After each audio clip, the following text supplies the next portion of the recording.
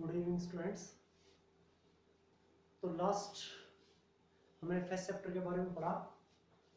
First chapter से related NCERT exercise के questions जो ठीक ठाक लग रहे थे वो मैंने करवाए भी थे। बाकी जो प्रॉब्लम्स हैं कुछ स्टूडेंट्स की आ रही हैं और उनको उसके बारे में बताया भी जा रहा है। और भी कोई दिक्कत है तो आप उसको भी साथ में करिए। और आज जो है मैं आपके यहाँ सेकंड चैप्टर जो है ना वो स्टार्ट करवा रहा हूँ। फर्स्ट चैप्टर से जो रिलेटेड प्रॉब्लम्स हैं वो आप मुझे भेजिए और मैं उनका सॉल्यूशन भी, आपको आंसर्स वगैरह भी बता रहा हूँ। ठीक है, डिफरेंट मोड से। तो क्या करना है आपको, अब जो सेकंड चैप्टर है आपके पास atomic structure of the atom, structure of the atom की एटम का स्ट्रक्चर क्या है, स्ट्रक्चर ऑफ द एटम मतलब ये यूनिट है आपके पास। Structure of the atom, atomic structure का लीजिए चाहे से कि एटम का स्ट्रक्चर कैसा है। सबसे पहले ये तो वर्ड है जो है आपके पास एटम। इस एटम का मतलब क्या है? एटम का मतलब है अनकटेबल। अनकटेबल एटम का मतलब होता है अनकटेबल, जिसको काटा ना जा सके, जिसको बांटा ना जा सके, अनकटेबल। और फिर ये भी कह सकते हैं आप क्या, जिसको डिवाइड ना किया जा सके, जिसको बांटा ना जा सके, जिसको भाग ना दिया जा सके, जिसको काटा ना जा सके, वो था आपके पास एटम। सबसे छोटा पार्टिकल आपके पास, तो डेफिनेशन जो पड़ी थी, atom is the smallest particle of an element which may or may not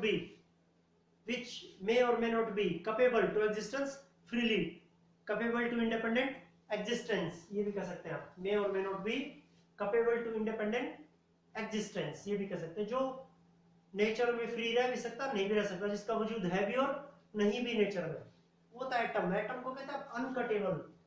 ठीक है, या जिसको डिवाइड ना किया जा सके, नॉन डिविजिबल, जिसको भाग ना दिया जा सके, जिसको काटा ना जा सके, जिसको बांटा ना जा सके, जिसके और छोटे टुकड़े ना हो सके, वो था एटम। तो इस यूनिट में हम क्या पढ़ेंगे? इस यूनिट में हम एटम के बारे में पढ़ेंगे बहुत सारी चीजें, कि एटम जो है ना वो वास्तव में क्या चीज है एटम। और हम क्या पढ़ेंगे यहाँ, स्टेबिलिटी ऑफ एटम के बारे में पढ़ेंगे कि एटम की स्टेबिलिटी, एटम किस तरह से स्टेबल होता है, एटम किस तरह से स्टेबल होता है। क्योंकि करोड़ों साल से है एटम यहाँ, अरबों साल से, तो कैसे उसकी स्टेबिलिटी एक चीज। हम क्या पढ़ेंगे यहाँ, हम पढ़ेंगे कि एक एलिमेंट है और दूसरे एलिमेंट के कंपैरिजन में उसकी फिजिकल प्रॉपर्टी क्या है, केमिकल प्रॉपर्टीज क्या है, ये सब चीजें भी पढ़ेंगे आप। एक एलिमेंट है, कोई दूसरा एलिमेंट है, उनकी फिजिकल और केमिकल प्रॉपर्टी में क्या डिफरेंशिएट है, या एक दूसरे की फिजिकल केमिकल प्रॉपर्टी को कैसे कंपेयर करते हैं आप, किस तरह से अलग होते हैं फिजिकली और केमिकली एलिमेंट्स जो है। और क्या पढ़ेंगे हम यहाँ, और आप जो है ना ये पढ़ेंगे कि ना मॉलिक्यूल्स बनाए जा रहे हैं, मॉलिक्यूल्स जो बनाए जा रहे हैं, डिफरेंट मॉलिक्यूल जो बनाए जा रहे हैं, किससे? डिफरेंट एटम से बनाए जा रहे हैं। डिफरेंट मॉलिक्यूल जो है वो बनाए जा रहे हैं, किससे? डिफरेंट एटम से बनाए जा रहे हैं। उनके बारे में पढ़ेंगे आप कि ना उनको कैसे बनाया जा रहा है, डिफरेंट मॉलिक्यूल और डिफरेंट एटम किस तरह से डिफरेंट मॉलिक्यूल बना रहे हैं, कौन डिफरेंट एटम बना रहे हैं, तो किस तरह की चीजें हैं वो, इन चीजों के बारे में पढ़ेंगे। मुख्य चीज यहाँ इलेक्ट्रोमैग्नेटिक रेडिएशंस के बारे में पढ़ेंगे। इलेक्ट्रोमैग्नेटिक रेडिएशंस की कैरेक्टरिस्टिक्स क्या होती हैं, इलेक्ट्रोमैग्नेटिक रेडिएशंस का नेचर क्या है, इलेक्ट्रोमैग्नेटिक रेडिएशन का नेचर क्या है, इलेक्ट्रोमैग्नेटिक रेडिएशन का कैरेक्टरिस्टिक्स क्या क्या है, उसकी नेचर क्या है, प्रॉपर्टीज, मतलब उन सब चीजों के बारे में आप पढ़ेंगे। हम मुख्य इन चार चीजों के बारे में पढ़ेंगे। एटम की स्टेबिलिटी कैसे डिफाइन करते हैं, किस तरह से स्टेबल होता है एटम, एक एलिमेंट दूसरे एलिमेंट के कंपैरिजन में कैसी उसकी फिजिकल और केमिकल प्रॉपर्टीज है, मतलब दो अलग अलग एलिमेंट उनकी फिजिकल और केमिकल प्रॉपर्टीज को कंपेयर करते हैं, किस तरह से उनकी फिजिकल मतलब किस तरह से फिजिकली और केमिकली अलग है एक दूसरे से। हम क्या पढ़ेंगे यहाँ, हम डिफरेंट मॉलिक्यूल्स, मतलब जो अलग अलग मॉलिक्यूल्स हैं वो बनाए जाते हैं किसे, डिफरेंट एटम से, अलग अलग एटम से, तो कैसे बनाए जाते हैं, किस तरह से बनते हैं, उन सब चीजों के बारे में। और इलेक्ट्रोमैग्नेटिक रेडिएशन के बारे में। मतलब यहाँ बेसिक जो प्रॉब्लम है हमारे पास, इन चीजों के बारे में पढ़ेंगे हम। तो थोड़ा थोड़ा करके अगली यूनिट में पढ़ेंगे कि एक यूनिट में तो है कि नहीं, सब चीजें एक यूनिट में पढ़ लेंगे, लेकिन बहुत हद तक चीजें जो हम इस यूनिट में पढ़ने का प्रयास करेंगे, बाकी जो यूनिट होंगे उनमें भी पढ़ेंगे, लेकिन इन चीजों के बारे में आप यहाँ थोड़ा थोड़ा करके पढ़ेंगे ताकि आगे बढ़ सके। इन चीजों के बारे में पढ़ेंगे, ये है। तो इन चीजों को पढ़ने से पहले आपके पास यहाँ कि पहली जो चीज है, जो सब एटॉमिक पार्टिकल्स, एक एटम है उसके सब एटॉमिक पार्टिकल है, एटम के भी सब एटॉमिक पार्टिकल। एटम किन किन चीजों से मिलकर बनता है, तो सब एटॉमिक पार्टिकल के बारे में पढ़ना जरूरी है, सब एटॉमिक पार्टिकल्स। तो पहला जो सब एटॉमिक पार्टिकल है हाँ, वो है आपके पास इलेक्ट्रॉन। इलेक्ट्रॉन है, तो इलेक्ट्रॉन के लिए क्या आप लिखेंगे, आप यहां आर्टिकल होगा आपके पास, डिस्कवरी ऑफ इलेक्ट्रॉन्स, इलेक्ट्रॉन्स और कैथोड रेज, कैथोड रेज भी आप बोल सकते हैं, कैथोड रेज क्या है, डिस्कवरी ऑफ इलेक्ट्रॉन कैसे हुआ, और कैथोड रे क्या है आपके पास, कैथोड रेज कौन सी होती हैं, क्या चीजें होती हैं। तो आपको क्या है, पहली चीज यहां क्या है, एक ग्लास की ट्यूब लेनी है, ग्लास की ट्यूब लेनी है आपको, ग्लास की एक ट्यूब है यहां, ये यहां आपके पास ये two vacuum pump, vacuum pump है आपके पास, यहां वैक्यूम पंप की तरफ जा रही है चीजें यहां से। ये ग्लास की एक ट्यूब है आपके पास, और इस ट्यूब में दो मेटल की इलेक्ट्रोड है, मेटल के पीस है, मेटल के पीस है यहां, इस तरह से फिट कर रखा है, ये मेटल के पीस है यहां, ये दो मेटल के पीस है, दो मेटल की इलेक्ट्रोड है, दो मेटल के पीस है, तो इसलिए उनको आप क्या कहते हैं, मेटल की इलेक्ट्रोड, मेटल इलेक्ट्रोड्स। तो ये पहला जो है ना, यहाँ ये साइड जो है ना, इसलिए कहते हैं आप इसे कैथोड, ये जो है ये आपके पास एनोड। कैसे चार्ज होंगे वो चीज बाद की बात है, कैथोड है और एनोड है, कैथोड और एनोड है। कैथोड जो है, और यहां आपको क्या करना है, किससे उनको जोड़ा गया है, किससे इनको जोड़ा गया है, जो मुख्य चीज आपके पास, ये जो ग्लास की ट्यूब है, और फिर ग्लास की ट्यूब के ऊपर क्या है, दो इलेक्ट्रोड जो है ना, वो इलेक्ट्रोड जो है ना वो आपने लगा रखी है। अब इनको किससे जोड़ रखा है, तो यहां से नीचे की तरफ किससे, एक बैटरी के सोर्स से जोड़ रखा है,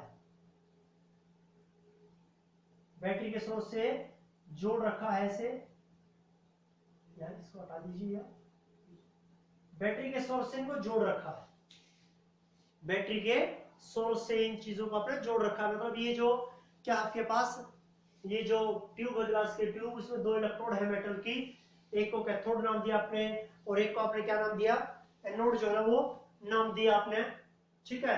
और उसको किससे आपने जोड़ दिया है, किससे जोड़ दिया है, बैटरी के एक सोर्स से जो है आपने जोड़ दिया है, बैटरी के सोर्स से जोड़ दिया। बैटरी के सोर्स से जोड़ेंगे तो सीधा ये कहेंगे कि नहीं, सीधा यहाँ जुड़ जाएंगे। आपको क्या करना है, उसको आपको जोड़ना है, इनको कहां से जोड़ना है, ये तो है नहीं कि ना कहीं से भी बीच में आपने जो है ना कट लगा दिया, कहीं से भी बीच में आपने कट लगा दिया, ऐसा तो कुछ है नहीं, ऐसा कुछ भी नहीं है कि कहीं से आपने कट लगा दिया। ये तो ट्यूब है ही, ये तो पूरी ट्यूब थी, यानी कि बीच में कट लगा दिया आपने, फिर बीच में कट लगाया तो इस ट्यूब से जुड़ा, इन इलेक्ट्रोड से तो नहीं जुड़ा ना। और ग्लास क्या होता है, bad conductor of electricity, glass जो है वो तो इलेक्ट्रिसिटी का बेड कंडक्टर है, इसलिए आप यहां से जोड़िए, इन इलेक्ट्रोड से जोड़िए, किसको, उस सोर्स को, किसके सोर्स को, इलेक्ट्रिसिटी के किसी सोर्स को, ये इलेक्ट्रिसिटी का कोई सोर्स है, मतलब हाई वोल्टेज जहां से दिया जा रहा, हाई वोल्टेज जहां से क्या निकाला जा रहा है, हाई वोल्टेज जो है ना वो वहां से क्या किया जा रहा है, निकाला जा रहा है, हाई वोल्टेज जो है वो निकाला जा रहा है, हाई वोल्टेज, ठीक है, हाई वोल्टेज जहां से क्या किया जा रहा है, निकाला जा रहा है, ये करना आपको। ये थी इसकी कंस्ट्रक्शन, एक तरह से ग्लास ट्यूब है आपके पास, ये वैक्यूम पंप की तरफ जा रही चीजें, यहाँ से कुछ चीजें निकल के, मतलब इवाकेशन के लिए यहाँ से कुछ चीजें निकल के एम्पैटी करना, इसको बाहर निकालना, तो चीजें बाहर निकालेंगे। इन दोनों मेटल के इलेक्ट्रोड को, एक कैथोड नाम है एक एनोड नाम है, उनको किससे जोड़ा गया? एक हाई वोल्टेज से क्या किया गया? उसको हाई वोल्टेज का कोई सोर्स है, इलेक्ट्रिसिटी का कोई क्या वहां कोई सोर्स है, उससे उसको क्या किया गया? जोड़ा गया है।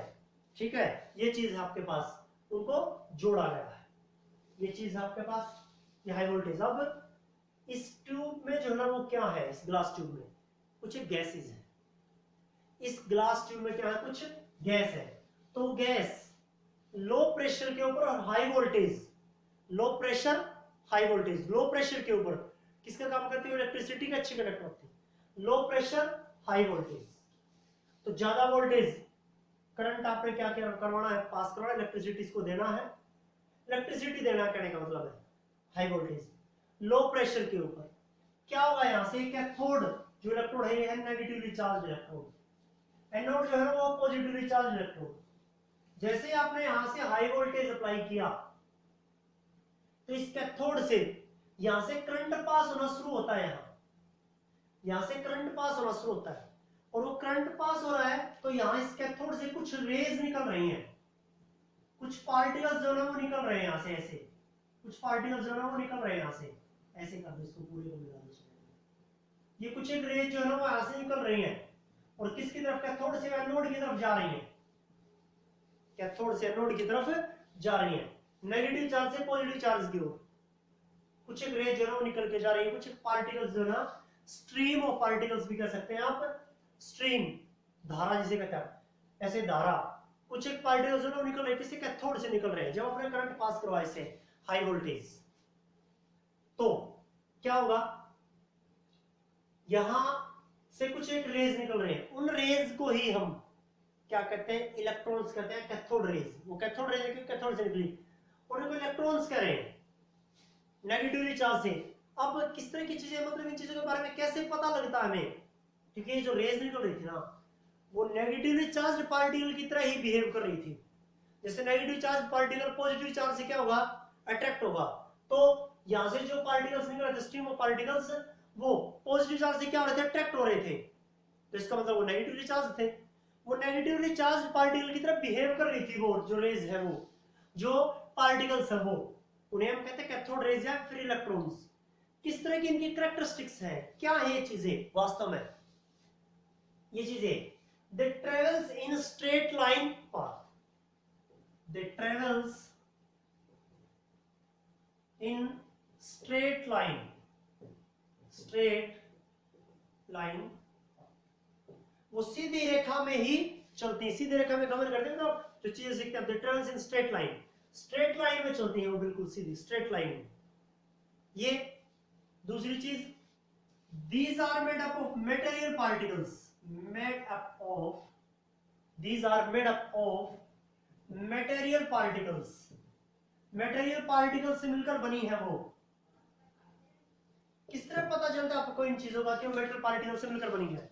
यहां क्या लगा दिया आपने? कोई रोटेटिंग पेडल वगैरह जो है वो लगा दिया, एक पेडल, तो क्या करता है? वो घूमने लगता है, जब इसे टकराता है तो घूमने लगता है। तो इसका मतलब अपना कुछ फोर्स वगैरह वो चीजें लगा रही हैं, वो रेज जो है वो लगा रही हैं। तो किससे बनी हुई है? किसी मेटल पार्टिकल से मिलकर बनी है, किसी मेटल पार्टिकल से वो मिलकर बनी है।